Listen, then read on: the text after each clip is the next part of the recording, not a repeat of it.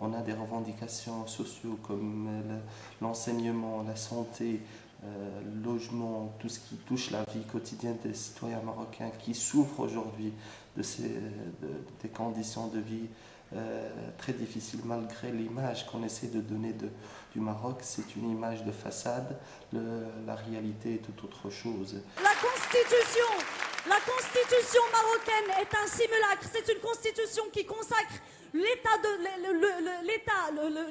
religion d'État, le droit divin, où il n'y a pas d'égalité homme-femme. Est-ce que vous pouvez conclure, Zineb, Je vais conclure très rapidement.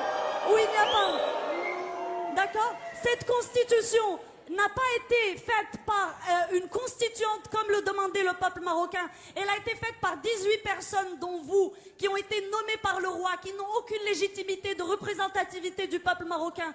C'est une constitution cocotte-minute concoctée en 3 mois dans les arcanes du palais royal. On a eu 10 jours pour la voter, pour la soumettre à référendum.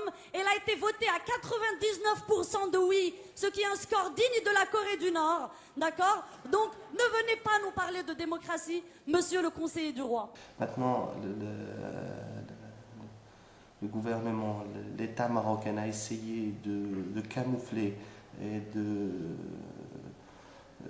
montrer une image d'ouverture à travers la Constitution. En réalité, nous avons, et le peuple marocain a répondu que ça ne va pas nous tromper parce que la Constitution n'a pas apporté de nouveauté, toujours une concentration de pouvoir dans une seule main. Il n'y a pas une indépendance des pouvoirs, il n'y a pas une vraie constitution démocratique et au niveau de la forme, on n'a pas respecté la procédure de constitution émanant de la volonté du peuple, c'est-à-dire une constitution octroyée, ce qui est tout à fait refusé.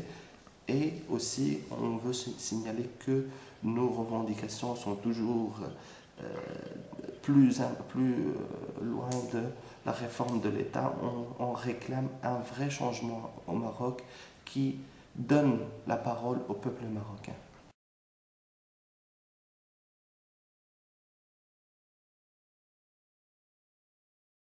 Vous-même, monsieur Yazami, vous, depuis le début du mouvement du 20 février, notre mouvement a été traité par l'État marocain. Je passe les tabassages, je passe tous ceux qui ont été dans le coma, je passe les morts. Et là, je rappelle Kamal Ammari, mort, assassiné par le régime à Asfi.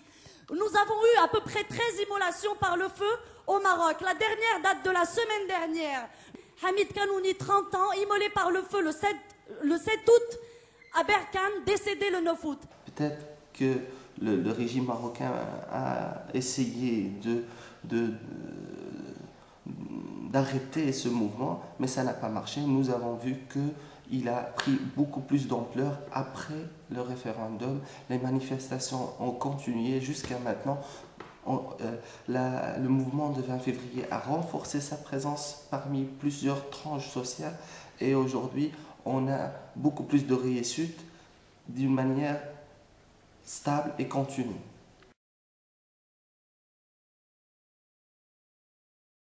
C'est les jeunes qui mènent, c'est les jeunes qui ont vraiment cette volonté de changement. C'est eux qui sont les premiers touchés par cette situation.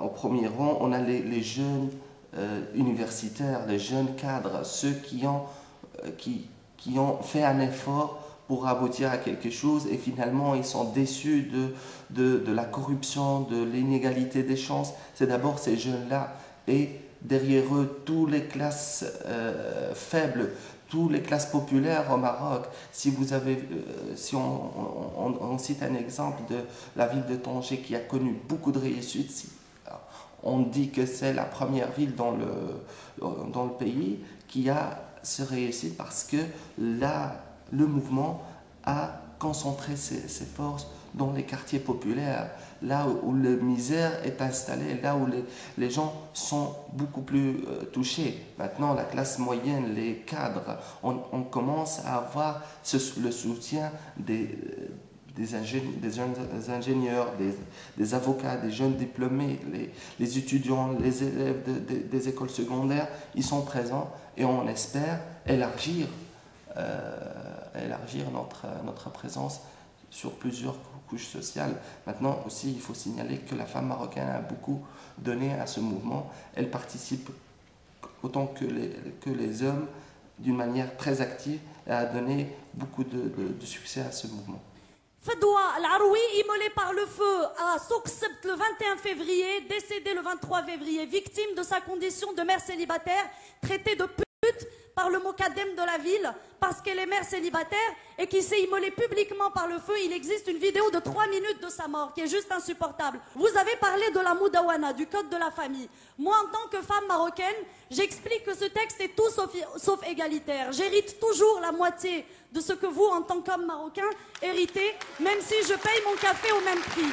Moi, en tant que marocaine athée, l'État du Maroc m'interdit d'épouser l'homme de mon choix. Cet homme est obligé de se convertir à l'islam et je passe d'autres inégalités.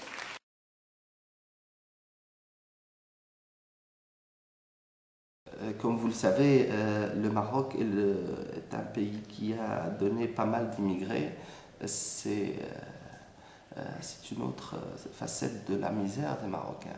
On quitte son pays parce qu'on n'a pas trouvé notre place.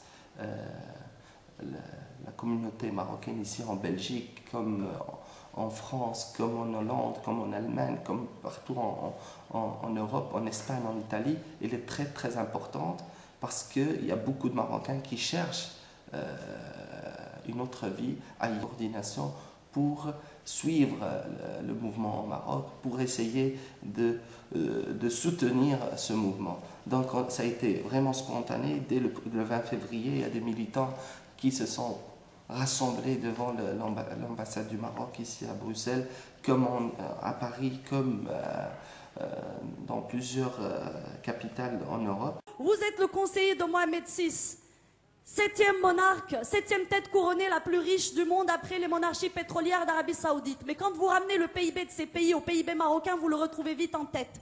Ce monarque que vous dites qui est là depuis 14 siècles. Jusqu'à récemment, il possédait 60% de la capitalisation boursière marocaine. Il est dans l'agroalimentaire, dans la téléphonie, dans les assurances, dans l'immobilier, dans l'hôtellerie. Il est partout.